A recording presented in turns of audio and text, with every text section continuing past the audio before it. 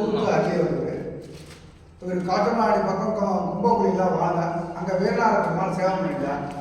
அப்போது நாதமொழிகள் கோயில் கைங்கரம் பண்ணிட்டார். வீரநாத பெருமாள் சேவை போது மேல்கோட்டையிலேருந்து ஒரு 10 பாகர் வராங்க. வந்து அங்கே வந்து 6வது நின்பாளி அடிகளின் 1000 பாசனங்கள் 10 பாசனங்கள் பாடுறாங்க.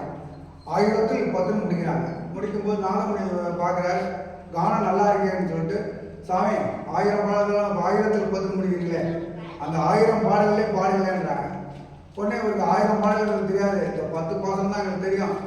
மேற்கொண்டு வேணும்னா உடனே சாரமாலை கோயில் அங்கே பண்ணுவாங்க, அங்கே போய் கேட்கணும்னு இவர் உடனே கிளம்புறாரு. அங்கேருந்து உடனே 6வது நாள் தான் அங்கே போனாக்கா அங்கே போய் கேட்டால் எங்களுக்கு 10 பாசனம் வம்சாவளியே பாடிட்டு அதே பண்ணிட்டு போகிறாங்க.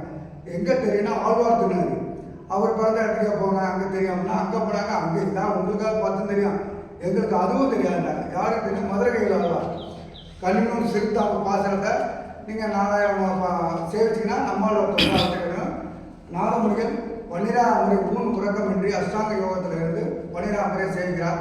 நம்மளோட தோன்றி உங்களுக்கு என்ன ஆகணும் அப்படின்னா 1000 பாடல்கள் இருக்காங்களே கொடுங்கையானு 1000 வேண்டுமா 4000 வேண்டுமாங்கிற. ஐயா 4000மா கொண்டாயா 4000 வாங்கி அங்கேயே சேவி யோகத்தில் இருந்துறார். உடனே வீரநாயகமா ஐயோ போன நமக்கு செய்யறதுக்கு ஆள்லே போன அங்கேயே தேங்கிட்டே வாயா அப்படின்னு சொல்லிட்டு அவர் கூப்பிட்றாரு. கூப்பிடும்போது வந்து இங்கே வந்து காட்டுமன்னாரில் அவர் மேலே தரவா கீழே தரவா அவர் மருமகளை வைத்து பண்ணி மெசிக்கிறார். பண்ணி மிசு அங்கே தான் அரங்கேற்றம் பண்ணுறார். அது 4000 வந்து காட்டியதால் காட்டு மன்னார் அது. அப்புறம்